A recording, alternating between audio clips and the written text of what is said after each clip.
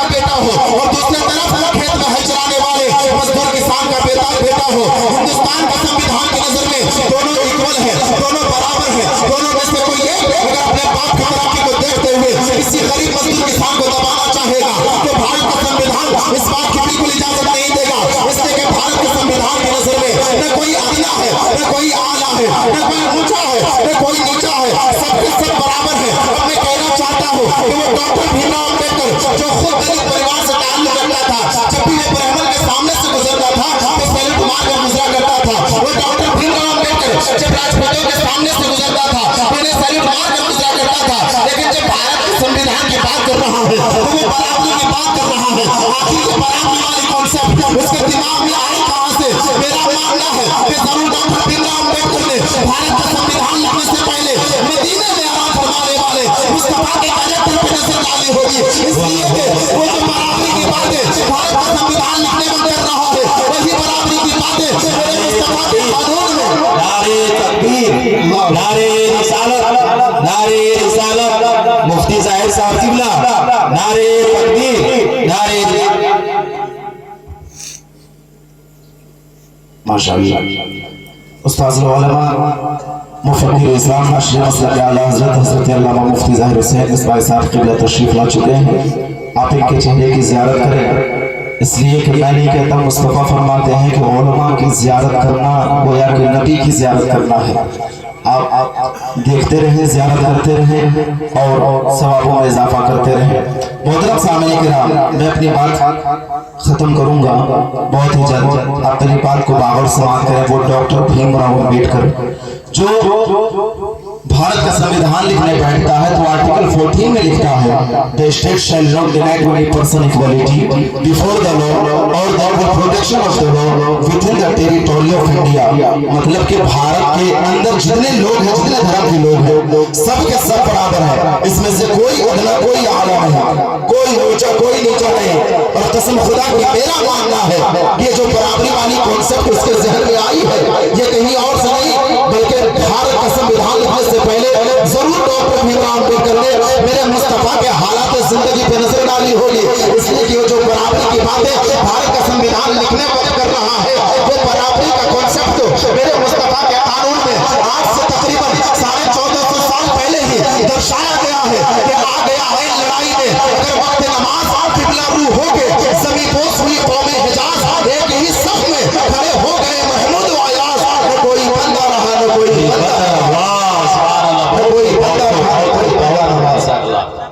जल्दी से चाय बांट दीजिए। मैं समझता हूँ कि मेरी तकरीर इसी में जाया हो गई, हालांकि आपको तकरीर सुननी चाहिए, तकरीर पे अमल करने की गुजारिश है। इसलिए कि एक चाय वाला जो पूरे देश को बेच रहा है, अभी एक चाय वाले आकर के पूरे माहौल खराब कर रहे हैं। बहरहाल आपकी मोहब्बत है कि आप ठंडी में भी आकर के यहाँ पर चाय पी रहे। एक शेर मुझे याद आ रहा है कि सुना था कि वो भारत के मुकद्दर को संवारेगा, हमें जालिम बताकर वो हमारे सर उतारेगा और हमारे सामने तो है करबला की दास्तान रखी। ये चाय बेचने वाला हमें क्या खाक मारेगा, हमें क्या खाक मारेगा। नबी के इश्क में, चूंकि आप नबी के इश्क में यहाँ पे बैठे हुए हैं और यकीन जानिए कि ठंडी में, इस सर्दी के मौसम में भी अगर आप अपने बिस्तरों को छोड़ करके यहाँ पर बैठे हुए हैं तो ये आपका कमाल नहीं है बल्कि मदीने वाले मुस्तफा के तवज्जो का कमाल है। यकीनन आप उनकी मोहब्बत में बैठे हुए हैं। एक मरतबा दोनों हाथों को उठा लीजिए, अपने माँ बाप की मोहब्बत में उठाइए, सभी लोग उठा लीजिए ना, कैसे खाली भाई अभी तो पूरे गरमाना बाकी है। और जब हाथ उठाइए तो बुलंद आवाज से कहने लबैक या रसूलल्लाह, और बुलंद आवाज से लबैक या रसूलल्लाह, और बुलंद आवाज से लबैक या रसूलल्लाह। कसम खुदा के मुसलमानों, हम जिस नबी से इस तरह मोहब्बत करते हैं कि जब मुस्तफा की बात आ जाए तो हम अपनी जान की कीमत नहीं समझा करते। उसी मुस्तफा के शान में हर आयत गुस्ताखी की जा रही है, हर आयत गुस्ताखी की जा रही है। कभी मुस्तफा के कैरेक्टर पर उंगली उठाई जा रही है, कभी मुस्तफा के नामों पे उंगली उठाया जा रहा है, कभी मुस्तफा के कैरेक्टर को बुरा बताया जा रहा है। माअज़ल्लाह, कसम खुदा के मुसलमानों, आज हमें इस दौर में बेदार होने की जरूरत है। इसलिए कि बहुत पहले किसी शायर ने कहा था कि खुश्क दानों की तरह बोए हुए रह जाओगे, हुस्न के बाजार में खोए हुए रह जाओगे। आज के इस दौर में भी तुम अगर जागे नहीं तो फिर हमेशा के लिए सोए हुए रह जाओगे। आप जब गौर करेंगे तो आपको पता चलेगा मेरे मुस्तफा की शान में हर आयत गुस्ताखी की जा रही है। कोई मुस्तफा के कैरेक्टर को बुरा बता रहा है, कोई मुस्तफा के नामुस को नहीं उठा रहा है। लेकिन कसम खुदा के मुसलमानों, अक्सर यही देखा जाता है कि मुस्तफा के कैरेक्टर पर जो नहीं उठाता है जो खुद 6 महीने तक नहाता नहीं है। मुस्तफा के कैरेक्टर पर वो नहीं उठाता है जो खुद 6 महीने तक नहाता नहीं है। जिसके किरदार से बदबू आती है, जिसके कैरेक्टर से बदबू आती है, वो मुस्तफा की शान को नहीं उठाता है। आपने नहीं गौर किया क्या? आज से चंद साल पहले एक व्यक्ति नरसिम्हानंद नाम का भगवा इंसान मुस्तफा की शान में बकवास करता है। वो बोलता है कि मदीने वाले मुस्तफा का कैरेक्टर ऐसा है, मदीने वाले मुस्तफा का किरदार ऐसा है, मदीने वाले मुस्तफा का गुफ्तार ऐसा है। मैं कहना चाहता हूँ तू क्या बताएगा कि मदीने वाले मुस्तफा का कैरेक्टर कैसा है? तू क्या बताएगा मदीने वाले मुस्तफा की गुफ्तार कैसी है? मदीने वाले मुस्तफा का कैरेक्टर कैसा है जो खुद 6 महीने तक नहाता नहीं है, जिसके किरदार से बदबू आती है, जिसके कैरेक्टर से बदबू आती है, जिसके कुर्ते धोती से बदबू आती है। वो क्या बताएगा कि मुस्तफा का कैरेक्टर कैसा है? कसम खुदा के मुसलमानों, आपसे मेरा इशारा है, अगर मुस्तफा के किरदार को जानना है, अगर मुस्तफा के कैरेक्टर को जानना है, अगर मुस्तफा के गुफ्तार को जानना है तो आपको किसी टपोरी साधु को सुनने की जरूरत नहीं है, बल्कि पहुंचिए शेख सआदी सिराजी रहमतुल्लाह अलैह की बारगाह में। वो फरमाते हैं बलगल गुलाबी कमालिही बशफत तुजा भी जमालिही, all the beautiful faces of the world और one side the soul of Mustafa of Medina on one side. दुनिया के सारे खूबसूरत चेहरे एक तरफ, मदीने वाले मुस्तफा का तलवा एक तरफ। दुनिया के सारे खूबसूरत चेहरे एक तरफ, मदीने वाले मुस्तफा का तलवा एक तरफ। अच्छा, एक बात मुझे बोलना नहीं चाहिए, वक्त कम है, लेकिन मैं मजबूरन बोल रहा हूँ। मुस्तफा की बात हो रही है, कोई मजमे से दीवाना फिर नारा नहीं लगा सकता है। मुस्तफा के नाम पर कोई मजमे से दीवाना, माशाअल्लाह, जवाब दे बोला से या रसूल अल्लाह जिंदाबाद, अल्लाहू अकबर, या रसूल अल्लाह।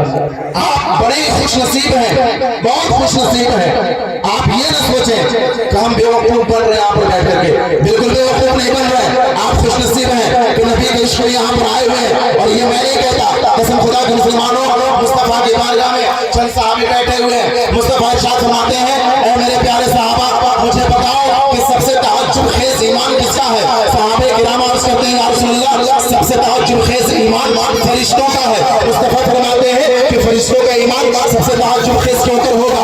वो तो अल्लाह की बारगाह में हमेशा हाजिर रहा करते हैं, वो तो अल्लाह की हमेशा तस्बीह व तहलील किया करते हैं। उनका ईमान क्यों कर तहज्जुद खेज होगा?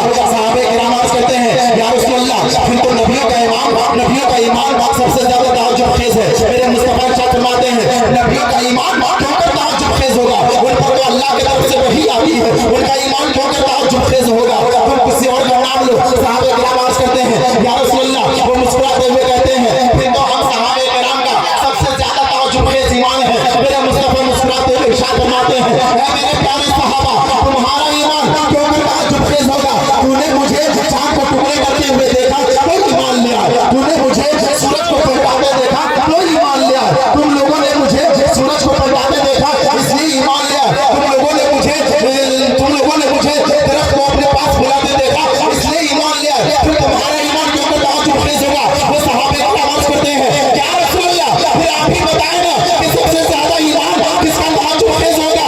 मुस्तफा फरमाते हैं, ऐ मेरे प्यारे सहाबा, सुनो सुनो, सबसे ज्यादा तहज्जुद खेज ईमान उसका है कि एक दौर आएगा जिस दौर के लोग मेरी ज़ियारत नहीं किए होंगे, मुझे नहीं देखे होंगे, वो नहीं जानते होंगे कि मुस्तफा दुनिया में आए थे, वो दिखते कैसे थे? मुस्तफा जब दुनिया में थे वो बोलते कैसे थे? मुस्तफा जब दुनिया में थे वो चलते कैसे थे? वो ये नहीं जानते होंगे। फिर भी जब उनके सामने मेरा तस्करा किया जाएगा तो मेरे तस्करे से उनके चेहरे पे हरियाली आ जाएगी। उन्हीं लोगों का ईमान सबसे तहज्जुद खेज है। सुभान अल्लाह, नारे तकबीर, नारे तकबीर, नारे रिसालत, मसलके आला हजरत, उन्हीं लोगों का ईमान सबसे तहज्जुद खेज है। मेरे भाइयों, अब मैं अपनी बात मुकम्मल कर रहा हूँ, जो बात खत्म हो गई। बस आखिरी मैसेज ये मैं दे रहा हूँ, इन्न शैतान लिल-इंसानी अदुव्वुन मुबीन, बेशक शैतान इंसान का खुला हुआ दुश्मन है। इसलिए आप शैतान से हर जगह हर वक्त बचने की कोशिश कीजिए। अल्लाह की पनाह मांगिए शैतान से। और कसम खुदा की जब आप शैतान से पनाह मांग लेंगे ना, शैतान से जब आप दूरी इख्तियार कर लेंगे, तो फिर किसी कुत्ते में इतनी औकात बाकी नहीं रहेगी कि मेरे मुस्तफा की शान में भौंक पाएगा। किसी के अंदर ये ताकत बाकी नहीं रहेगी। बस आखिरी गुजारिश मेरी आप लोगों से ये है, आपके खतीब व इमाम बैठे हुए हैं, इनकी तरफ से गुजारिश की जा रही है। इतना अच्छा मजमा है, इतने सारे नबी के चाहने वाले लोग बैठे हैं और ठंडी के मौसम में, और मेरा ईमान कह रहा है, मेरा अकीदा कह रहा है कि नबी के नाम पर ये सारे लोग अपनी जान को कुर्बान करने वाले लोग है ना। कितने लोग नबी के नाम पे अपनी जान को कुर्बान करने वाले हैं? कितने लोग अपने नबी के नाम पे अपनी जान को कुर्बान करने वाले हैं? हाथों उठाइए, बुलंद आवाज से कह दे लब्बैक या रसूल अल्लाह। शेर में पढ़ता हूँ, एक शेर में पढ़ता हूँ, और या वाकई शेर में अगर हक़ानियत हो तो पूरा दिन इस शेर का इस्तेमाल करेंगे। शायद कहता है न मैं तहरीक छोड़ूंगा, न मैं कुरान छोड़ूंगा, न मैं इस मिट्टी को छोड़ूंगा, न ये पहचान छोड़ूंगा। तुम्हें करनी है जितनी कोशिशें कर ले हमें मिटाने की। न मैं हिंदुस्तान छोड़ूंगा, न मैं कुरान छोड़ूंगा, न मैं हिंदुस्तान छोड़ूंगा, न इस्लाम छोड़ूंगा। कसम खुदा के मुसलमानों, आप सभी से गुजारिश है, इतने सारे लोग हैं, लेकिन याद रखिएगा मैं जो बोलने वाला हूँ मेरी